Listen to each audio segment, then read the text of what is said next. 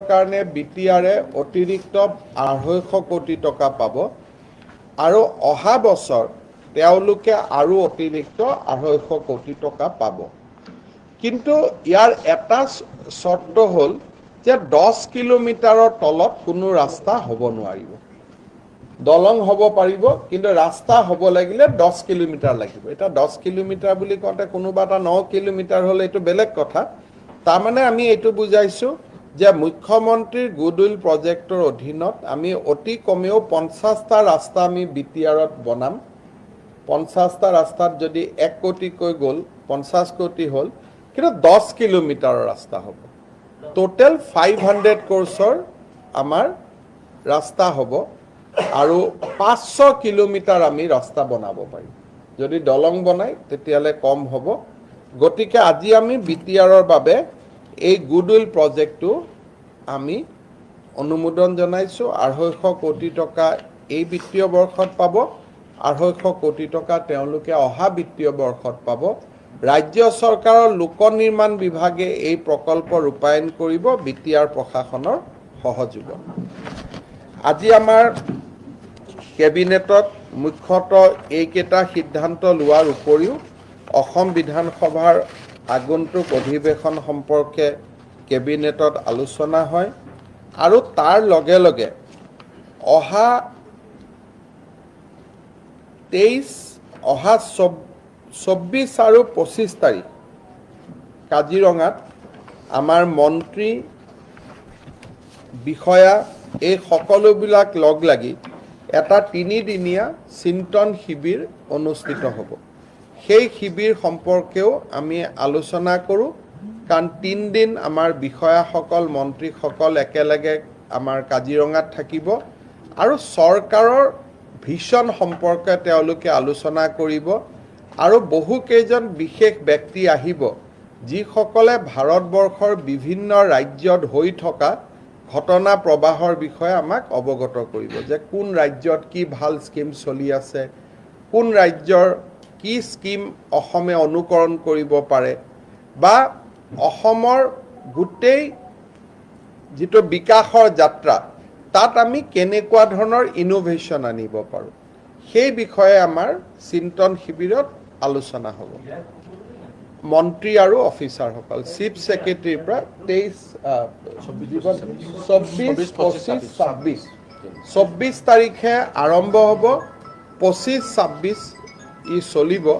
ইয়াতে আমি বিভিন্ন কৰ্ণাটকৰ ৰেভিনিউ কমিশ্যনাৰক মাতিব খুজিছোঁ, নীতি আয়োগৰ CEO-ক মাতিব খুজিছোঁ, কাৰণ কৰ্ণাটকৰ ৰেভিনিউ এডমিনিষ্ট্ৰেশ্যনটো খুব ভাল।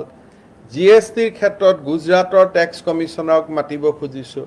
অৰ্থাৎ বিভিন্ন থিমেটিক পইণ্টৰ ওপৰত ভাৰতৰ যিবিলাক ৰাজ্য সফল হৈছে তেখেতসকলক আমি মাতি তেখেতসকলৰ পৰা আমি কিছু জ্ঞান আহৰণ কৰিম আৰু তাৰ লগে লগে আমাৰ এটা ভিছন এটাও আমি প্ৰস্তুত কৰিম।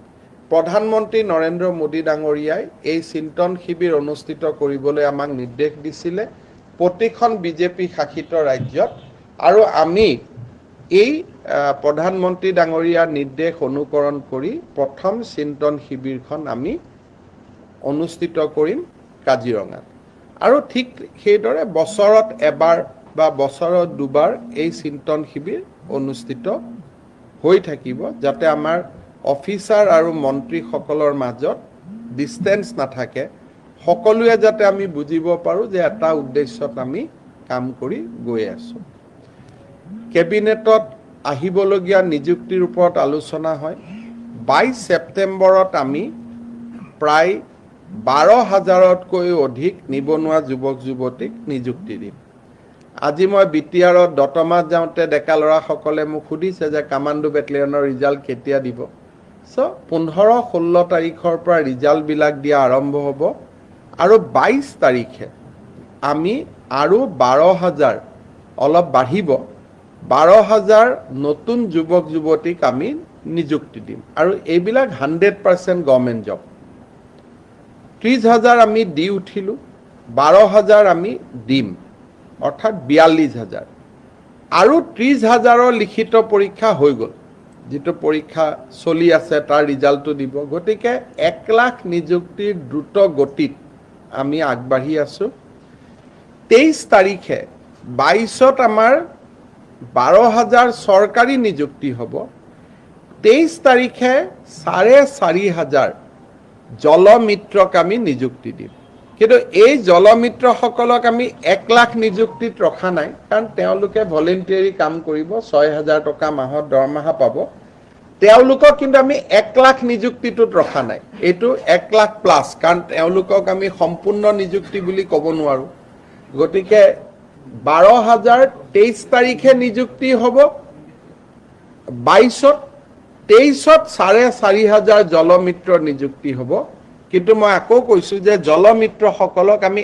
1 লাখৰ ভিতৰত ৰখা নাই 12,000 টো 1 লাখৰ ভিতৰত হ'ব এইটো এটা অতিৰিক্ত বোনাছ হৈ যাব আৰু এই বিষয়ে আজি আমাৰ কেবিনেটত আলোচনা হয় আৰু বাকি খালি থকা পদসমূহ পূৰণৰ বাবেও আমি আৰু এটা 10,000 পোষ্টৰ এডভাৰটাইজ দিবৰ কাৰণে আমি প্ৰস্তুতি কৰিছো এইবাৰ বিশেষকৈ এই 10,000 পোষ্টত এপিডিসিএলৰে 5,000 পোষ্ট থাকিব এটা নতুন ফৰেষ্ট বেটেলিয়নো আমি গঠন কৰাৰ বাবে সিদ্ধান্ত লৈছো অৰ্থাৎ 12 তাৰিখে এটা নিযুক্তি হ'ব 30,000ৰ ফলাফল বাবে আমি অপেক্ষা কৰিম আৰু এই অপেক্ষা কৰি থাকোতে আৰু 10,000ৰ এডভাৰটাইজ ওলাব এই পৰিকল্পনাটো আজি কেবিনেটত আলোচনা কৰা হয় যাতে আমি 1 লাখ নিযুক্তিৰ দিশত আগুৱাব পাৰো স্যাৰ এপিডিসিএলৰ 5,000ৰ নেক্সট কিমান আছিল ওলাবটো পঢ়ি থাকিব মই জাস্ট জেনাৰেলি কৈছো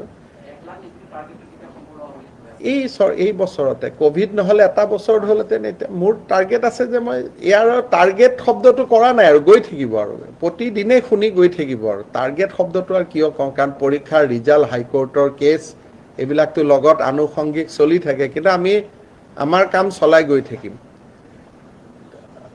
মোৰ মতেদি খুব বেছি যদি হাইকোৰ্টৰ কেছ টেছ নহয় 4 মাহ 5 মাহ লাগিব গোটেই প্ৰক্ৰিয়াটো শেষ কৰিব 22তো হ'ব পাৰে 23 জানুৱাৰীটো হ'ব পাৰে 23 ফেব্ৰুৱাৰীটো হ'ব পাৰে গতিকে যিমান সোনকালে হয় আৰু অৰুণোদয় আঁচনিৰ ওপৰত আজি আমাৰ কেবিনেটত আৰু এটা আলোচনা হয় যে যিটো অৰুণোদয় মাহ চলি আছে এই অৰুণোদয় মাহত 2000 ব্যক্তিয়ে ইতিমধ্যে অৰুণোদয় স্বইচ্ছাই এৰি দিছে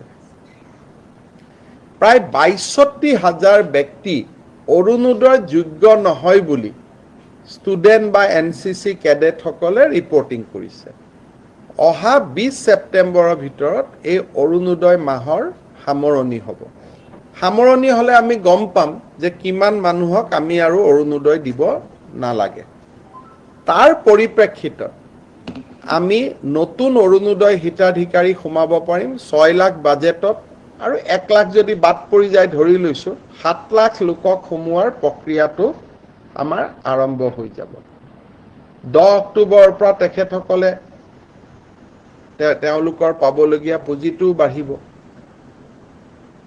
আৰু এটা আমি এটা চিন্তা কৰি আছো যে আধাৰ কাৰ্ডৰ লগত যেতিয়া আমি ৰেচন কাৰ্ডসমূহ সংযোজিত কৰিলো দেখা গ'ল যে 50 লাখ আমাৰ হিতাধিকাৰী আধাৰ কাৰ্ডৰ লগত সংযোজিত হ'ব অহা নাই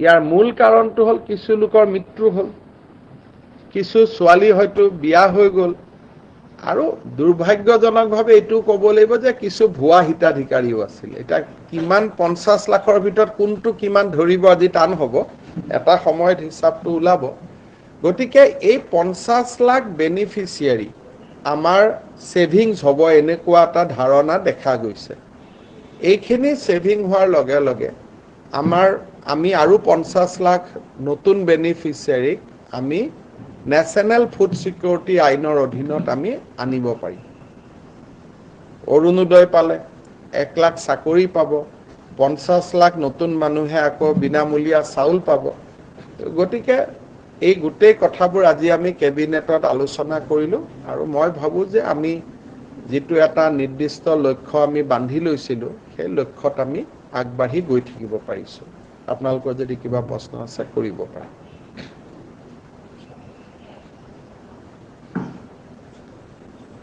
হ'ব একোটো মোৰ মতেদি খুদিবলগীয়া নাই ধুনীয়াকৈ বুজাই দিছো হ'ব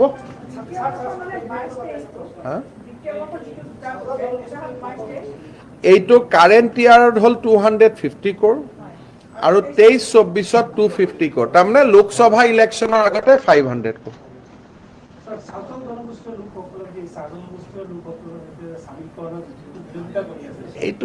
এইটো তেওঁলোকৰ এটা হ'ল কি যে আদিবাসী নামটো তেওঁলোকে চাহ জনগোষ্ঠী হিচাপে ল'ব খোজা নাই আৰু চাহ জনগোষ্ঠীৰ লোকসকলেও কৈ আছে যে নহয় আমিতো আছিলোঁ একেলগে আপোনালোকে আমাক কিয় ভাগ কৰে এই ধৰণৰ এটা চলি আছে সেইকাৰণে মই টি গাৰ্ডেনৰ বা আমাৰ আদিবাসী লোকৰ বয়োজ্যেষ্ঠ লোকসকলকে দায়িত্ব দিছোঁ যে আপোনালোকে আলোচনা কৰি যি ডিচিশ্যন দিয়ে আমি সেইটোতে আছোঁ চৰকাৰৰ কাৰণে দুইটাতে ৰাজি আমাক আদিবাসী বুলি ক'লেও ৰাজি চাওতালী বুলি ক'লেও আমি ৰাজি চাহ জনগোষ্ঠী বুলি ক'লেও ৰাজি কিন্তু কি বুলি ক'লে ৰাইজ একত্ৰিত হৈ থাকিব ৰাইজৰ মাজত যাতে ভাঙোন নহয় সেইটো মই তেওঁলোকৰ বয়োজ্যেষ্ঠ ব্যক্তিসকলকে কৈছোঁ যে আপোনালোকে কথা পাতি আমাক জনাই দিয়ক আৰু এদিনতে এনেও আদিবাসী শান্তি চুক্তি স্বাক্ষৰিত হ'ব গৈ আছে গৃহমন্ত্ৰী অমিত শ্বাহ ডাঙৰীয়াৰ প্ৰচেষ্টাত অসমৰ আদিবাসী বিদ্ৰোহী সংগঠনসমূহৰ সৈতে কেন্দ্ৰীয় চৰকাৰৰ বুজাবুজি চুক্তি এখন খুব সোনকালে স্বাক্ষৰিত হ'ব মই এই মাহতে বুলি ভাবোঁ গতিকে তেনে পৰিস্থিতিত যিটো বিতৰ্ক ওলাইছে সেইটো শেষ হৈ যাব আৰু আজি আমি কেবিনেটত আলোচনা কৰা নাই কিন্তু খুব কম সময়ৰ ভিতৰতে যিখিনি আদিবাসী লোক হওক কোচ ৰাজবংশী লোক হওক বড়ো জনগোষ্ঠীৰ লোক হওক ৰায়টৰ সময়ত ডিছপ্লেচ হৈছিলে তেওঁলোকৰো এটা আৰ্থিক পেকেজ এটা আমি খুব সোনকালে ঘোষণা কৰিম তাৰ আলাপ আলোচনা চলি আছে কিবা আছে এইটো কি দফা আছে তাতে কি আছে আজিতো আৰম্ভ কৰিলোঁ 10খন কলেজ দি লাহে লাহে যি ধৰণে অসমততো প্ৰতিবাদ কৰি থাকিব প্ৰতিবাদটো কোনেও দেশৰ কাৰণে কৰা নাই নিজৰ কাৰণেহে কৰি আছে কোনোবাই কৰিছে নেকি প্ৰতিবাদ যে মই 14 ঘণ্টা জেগাত 16 ঘণ্টা কাম কৰিম প্ৰতিবাদ সকলোৱে নিজৰ কাৰণে কৰি আছে গতিকে নিজৰ সমস্যাবিলাক সমাধান কৰিব চৰকাৰখনক অলপ সময় লাগিব একেদিনাইতো সবকে আমি সমস্যাবোৰ সমাধান কৰিব নোৱাৰো ৰাইজৰ প্ৰতিবাদ হলে লগে লগে কৰিম নিজৰ প্ৰতিবাদ হলে আজি এই মাহত এজন অহা মাহত এজন পৰ্যায়ক্ৰমে কৰিব লাগিব আজি আমি বিটিআৰ চুক্তি অনুসৰি প্ৰথম 10খন কলেজ প্ৰাদেশিকৰণৰ সিদ্ধান্ত অনুমোদন কৰিলোঁ নেক্সট পৰ্যায়ত আমি হায়াৰ ছেকেণ্ডাৰী স্কুলবিলাক ল'ম তেনেকৈ এটা এটাকৈ পৰ্যায় কৰি আমি গৈ থাকিম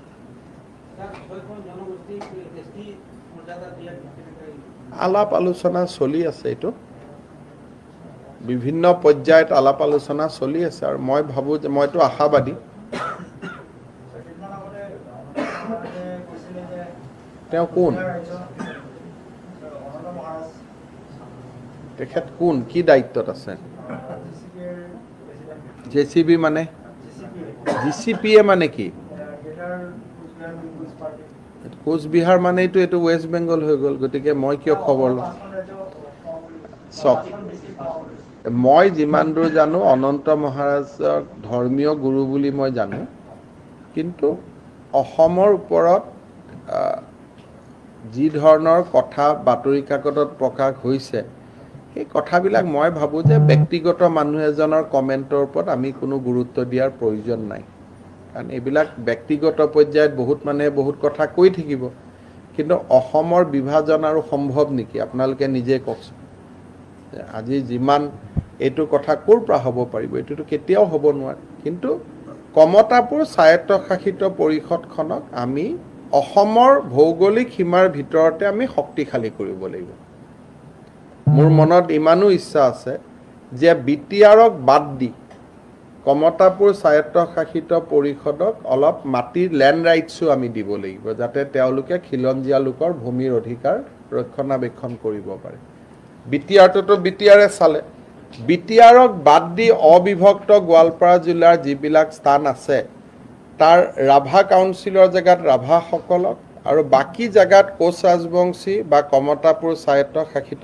পৰিষদক আমি ভূমিৰ ওপৰতো অধিকাৰ দিব লাগিব গতিকে আমাৰ লক্ষ্য হ'ল কমতাপুৰ স্বায়ত্তশাসিত পৰিষদ, BTR, ৰাভা স্বায়ত্তশাসিত পৰিষদ, এখেতসকলক শক্তিশালী কৰা। অসমখন বিভাজন কৰাটো আমাৰ লক্ষ্য নহয় বা সেইটো নহয়ও, সম্ভৱো নহয়।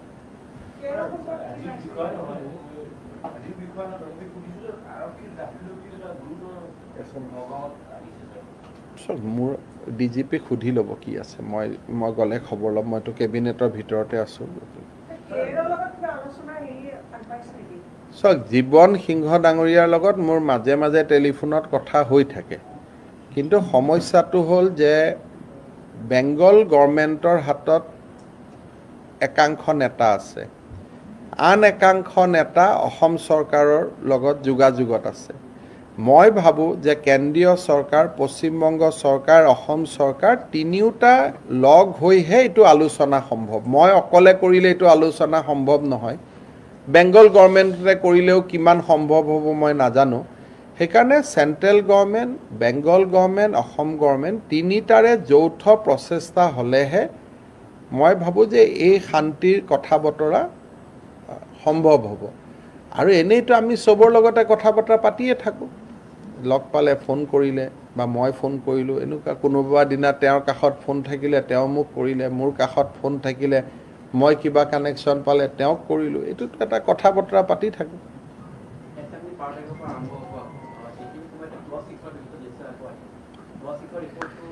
এইটোৰ ওপৰত আমাৰ আলোচনা অতুল বৰা ডাঙৰীয়াই কৰি আছে বিভিন্ন পৰ্যায়ত। মেইন কথাটো হ'ল ডিলিমিটেশ্যন, সেইটো দি আৰম্ভ হ'ব লাগিব। তাৰ কাৰণে অসম চৰকাৰে ইতিমধ্যে কেন্দ্ৰীয় চৰকাৰক আমি জনাইছোঁ যে ডিলিমিটেশ্যনৰ কাম আৰম্ভ কৰিব লাগে।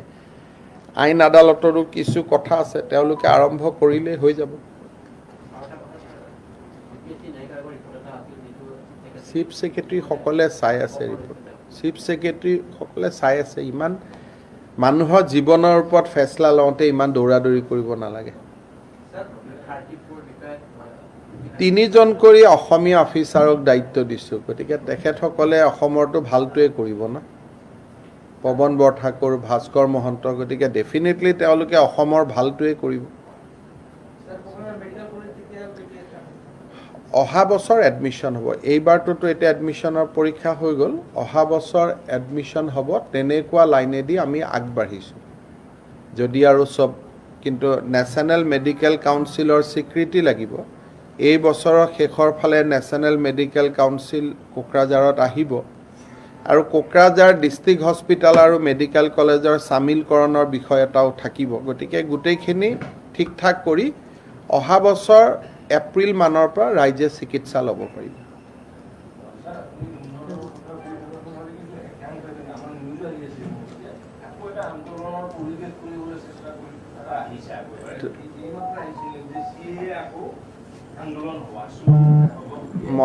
মই শুভেচ্ছা জনাইছোঁ। খালি আন্দোলনবিলাক হৈ থাকক, হিংসাত্মক নহ'লে হ'ল, উন্নয়ন ব্যাঘাত নহ'লে হ'ল, ইমানেই আৰু। বাকী এইবিলাকৰ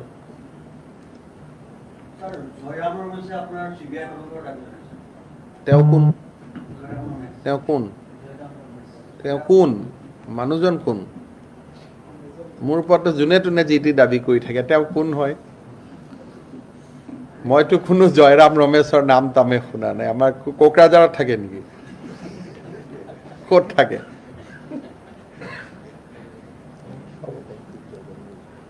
এইবিলাক মানুহৰ মই নামো শুনা নাই, জানাও নাই। মোক যদি কোনোবাই কিবা চিঠি পত্ৰ লিখে তেতিয়া মই কথা পাতিম। হ'ব, ধন্যবাদ।